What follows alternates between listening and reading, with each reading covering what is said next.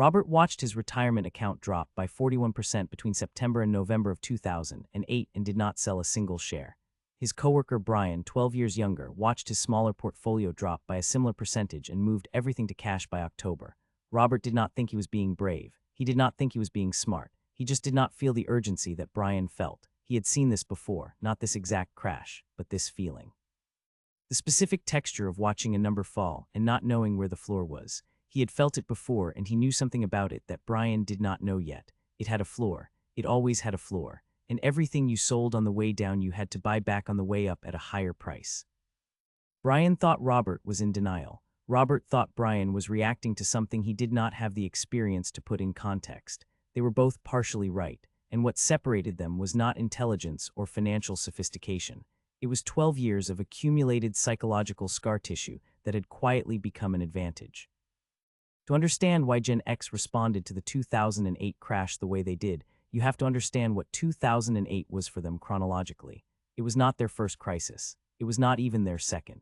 The 1987 Black Monday crash happened when the oldest Gen Xers were in their early 20s, just entering the workforce, just starting to understand what financial markets were. The dot-com collapse happened between 2000 and 2002, when Gen X was in their 30s, building careers, making their first real investments, watching money they had accumulated disappear on paper. Then 2008 arrived and they were in their 40s. The generation had been through a financial catastrophe roughly once every decade of their adult lives.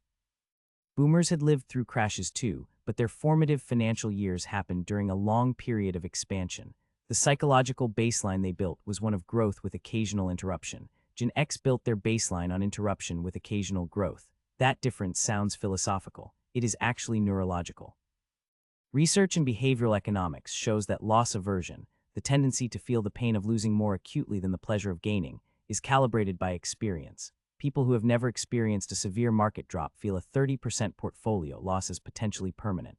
People who have watched a market recover multiple times have a different internal model. They feel the same loss, but they process it against a different set of reference points. Gen X had the reference points. Most of 2008's newest investors did not. This is why the data from 2008 shows something counterintuitive. The group that made the most impulsive, panic-driven financial decisions during the crash was not the oldest investors. It was the youngest ones. Millennials who had only ever invested in rising markets had no experiential framework for a sustained drop. They had been told markets go up over time, but they had never personally waited out a collapse and watched that statement prove true. For them, the theoretical knowledge and the emotional reality were completely disconnected. For Gen X, they had already watched the emotional reality catch up to the theoretical knowledge. Twice.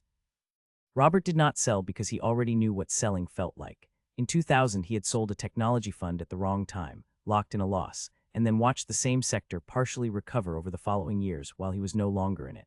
That experience cost him somewhere between $14,000 and $18,000 in opportunity, not in losses. In the gains, he did not participate in because he had moved to safety at exactly the wrong moment. He swore he would not do it again. 2008 tested that promise harder than he expected. The psychological mechanism that kept Gen X steadier than other generations during the crash has a name in behavioral psychology. It is called experience-based learning, which is distinct from information-based learning. You can read about how markets recover. You can understand intellectually that selling during a downturn locks in losses. You can know the history of every major crash and its subsequent recovery. That information does not do the same thing to your nervous system that watching it happen with your own money does. Gen X had watched it happen with their own money before 2008. That experience had trained something in them that no article or financial advisor could replicate. But here is where the story gets more complicated, because not all of Gen X held steady, and the ones who did not hold steady paid a price that the data makes very clear. Among Gen X respondents who experienced 6 or more significant effects from the 2008 crash, meaning job loss, home value collapse, portfolio devastation, a group that researchers called post-crash skeptics, 41% stopped contributing to retirement accounts after the crash, not temporarily, for years. 93% of that group said in follow-up surveys years later that the 2008 crash still affected their financial behavior and their sense of security. More than half said they no longer believed they would have the retirement lifestyle they had planned for.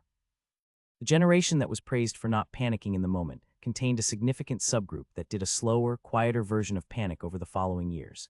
They did not sell in October of 2008.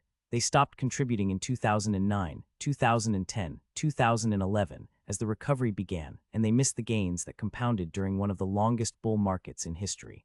Robert invested through all of it. Brian, who sold everything in October of 2008 and was still embarrassed about it in 2012, had bought back in by 2009 and actually participated in the recovery. The story of who won is not as simple as who panicked and who did not. There is also the cost that does not show up in portfolio statements. Gen X emerged from 2008 with a deepened skepticism of financial institutions that in many cases has never fully resolved.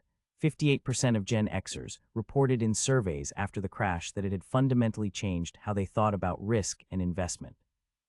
The practical result of that shift was that a meaningful portion of Gen X moved to more conservative investment allocations after 2008 and never moved back. Conservative allocations underperformed aggressive ones significantly during the recovery years. The emotional protection of feeling safer cost them real money. Compounded over 10 years, the difference between a conservative and an aggressive allocation during the post-2008 recovery was in many cases the equivalent of several years of retirement contributions. Now the fair defense, because the Gen X response to 2008 is not simply a lesson in what to do or what not to do. It is a portrait of what experience builds in people, and that portrait contains things worth keeping. The willingness to sit with discomfort without acting is genuinely rare and genuinely valuable in financial decision-making. Most of the worst financial decisions people make are made during periods of high emotion and high uncertainty. The ability to feel the fear and not let it drive the trade is worth more than most financial strategies. Gen X built that ability through repetition. The fact that the repetition was painful does not make the result less valuable. The skepticism of institutions that Gen X carried into 2008 also protected many of them from the specific kind of financial exposure that destroyed others. They were less likely to be overextended in complex financial products they did not understand. They were less likely to trust that housing values would rise indefinitely. They had seen enough of how institutions behave during crises to maintain a healthy distance from promises made during periods of expansion. That distance is not cynicism, it is calibration based on evidence. The real lesson of how Gen X responded to 2008 is not that staying calm is always right. It is that the psychological resources that allow you to stay calm during a crisis are built before the crisis arrives. Robert did not decide in September of 2008 to be steady. He had been trained to be steady by two previous crashes that taught him what the other side of a collapse looks like. Brian had not been through those crashes. He had only the theory.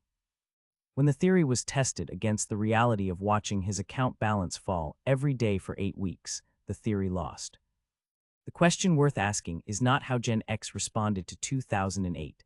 It is what experience you're building right now that will determine how you respond to the next one, because there will be a next one.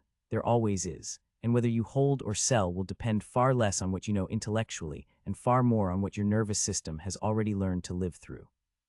If this video gave you a new way to think about what financial experience actually builds in people, subscribe and hit the notification bell. Every week we break down the real psychology behind the financial decisions that shape how people live and how they handle what they did not see coming. And the next video is going to look at the generation that watched 2008 happen from their parents' living rooms as teenagers and explain why that specific kind of secondhand trauma changed their relationship with money in ways that are still showing up in their bank accounts today.